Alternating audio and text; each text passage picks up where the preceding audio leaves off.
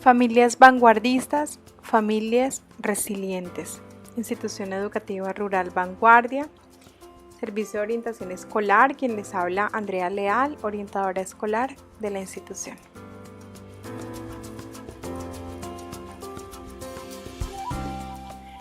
Hoy hablaremos de la resiliencia en la familia.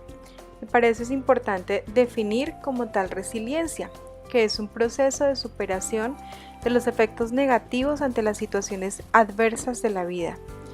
Y la resiliencia tiene algunos factores que es importante revisar. El primero de ellos son los factores de riesgo, que son todas aquellas situaciones que se pueden presentar en el contexto, en el ambiente, en la familia, que pueden aumentar la probabilidad de que una persona presente problemas físicos, sociales, emocionales, que se vea afectado de alguna manera su proceso de desarrollo. Ello favorece entonces, la presencia de estos factores de riesgo favorecen el segundo aspecto que se relaciona con la resiliencia, y es la vulnerabilidad, la cual es la susceptibilidad que tenemos los seres humanos a presentar de pronto conductas desadaptadas ante las situaciones de riesgo de las que ya hablamos, lo cual como consecuencia produce afectaciones al desarrollo psicológico de las personas. Y como tercer aspecto a tener en cuenta en la resiliencia están los factores de protección, que son los mecanismos que las personas podemos utilizar para reducir el impacto que puedan producir los riesgos en nosotros.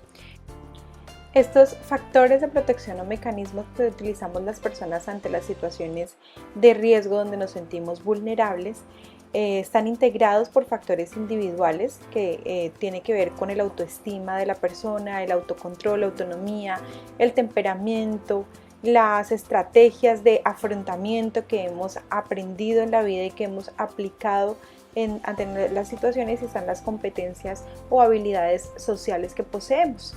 Pero también hay unos factores que están en el entorno y que se relacionan un poco con la parte social o de relaciones interpersonales, así como en la relación que existe en la familia y que se ha configurado a través de esa identidad con un adulto que es significativo, aquel con el que he generado un apego saludable, un apego y generalmente esa persona es quien representa mi figura paterna, materna, las figuras de autoridad, y que han sido y han estado presentes en los procesos de formación de cada uno.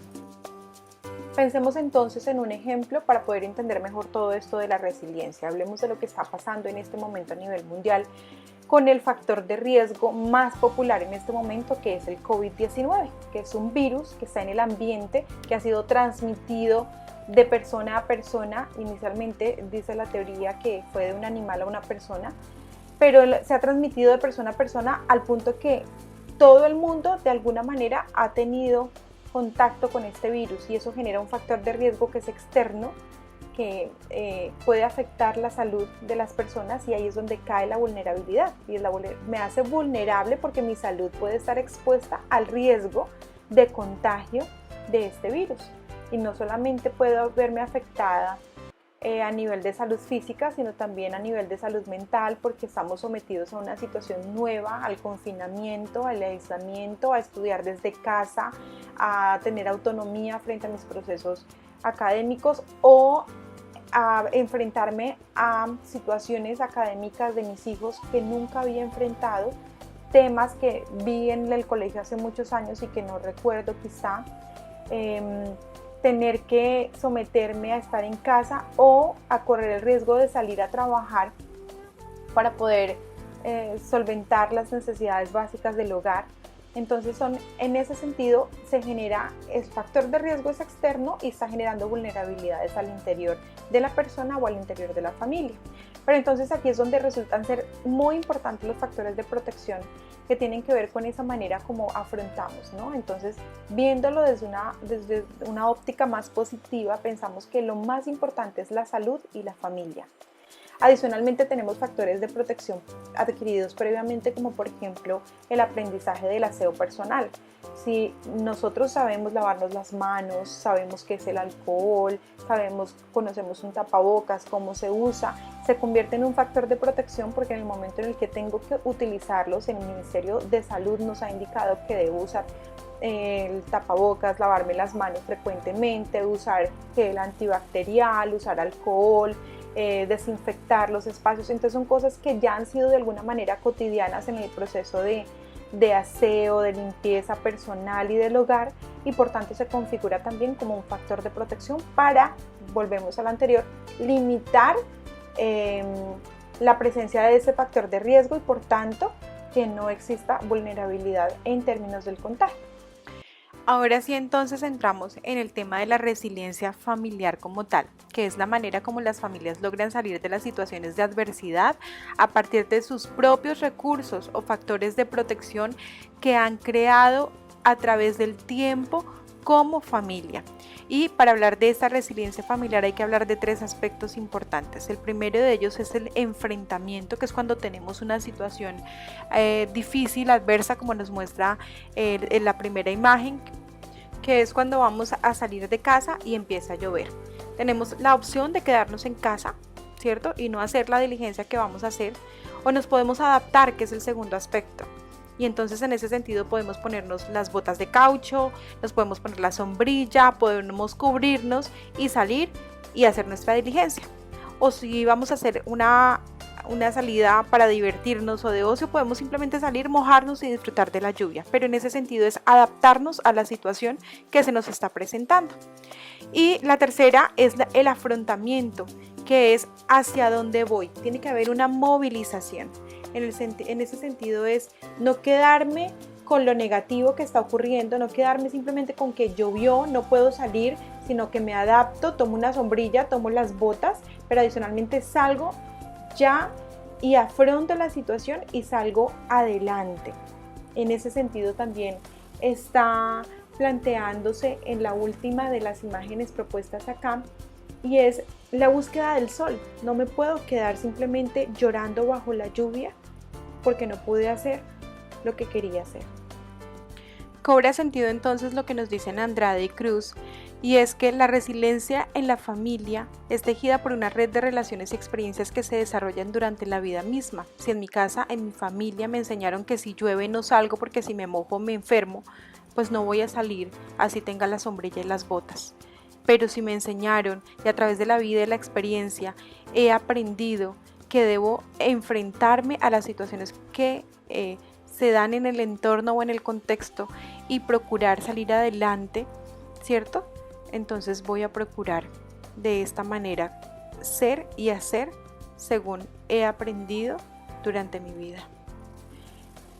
Para la terapeuta de familia Froma Walls, la resiliencia es promocionada cuando las adversidades y los problemas son vistos como una manera de crecer y superar los propios límites.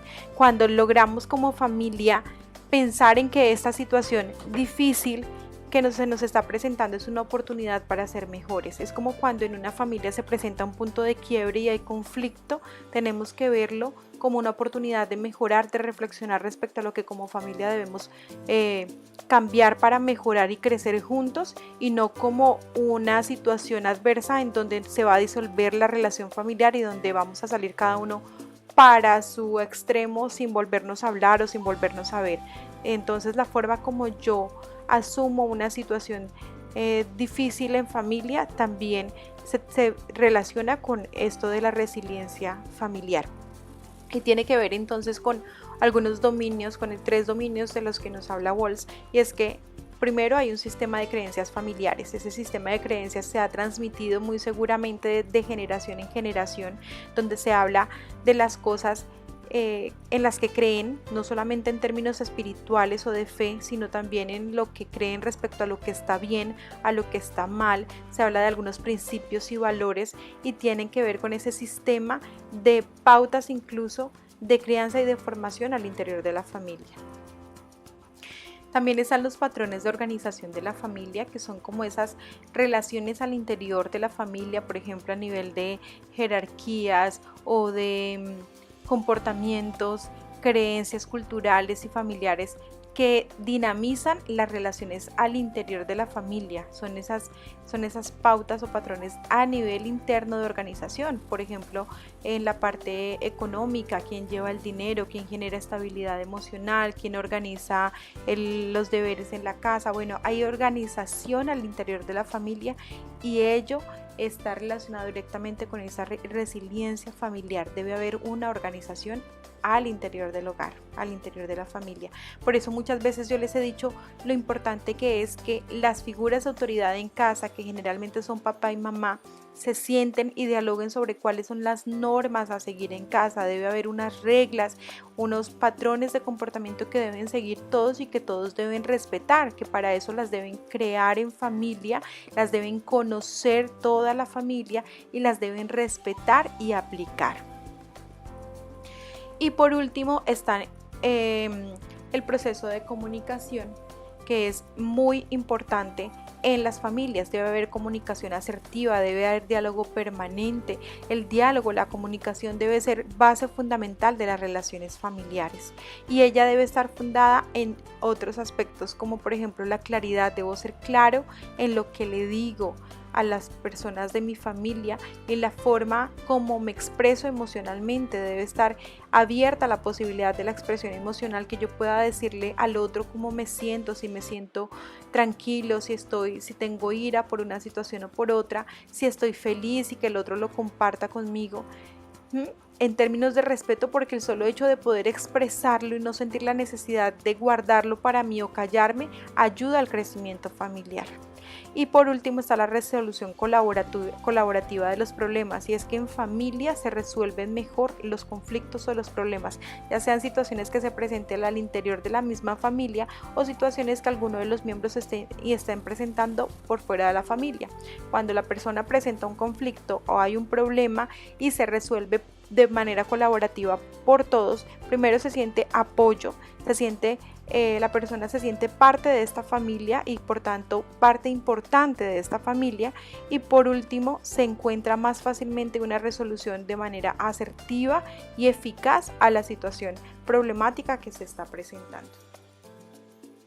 Espero que hayamos podido identificar como aquellos aspectos que es importante implementar en nuestras familias para poder realmente fortalecernos como familias resilientes, que las dificultades no sean la gota que le faltaba a la copa para rebosar el vino, sino que al contrario sean la oportunidad que nos hacía falta como familia para crecer, para encontrar las debilidades que requerimos fortalecer y que necesitamos mejorar y sobre lo que necesitamos dialogar, porque algunas veces lo que ocurre es que nos habituamos tanto a que una situación ocurra y dejamos pasar sin decir nada, como si nada estuviera pasando, y resulta que en el fondo eso nos puede estar generando un conflicto personal que afecta de alguna manera las relaciones familiares. Entonces es importante entrar a revisar qué puede estar ocurriendo.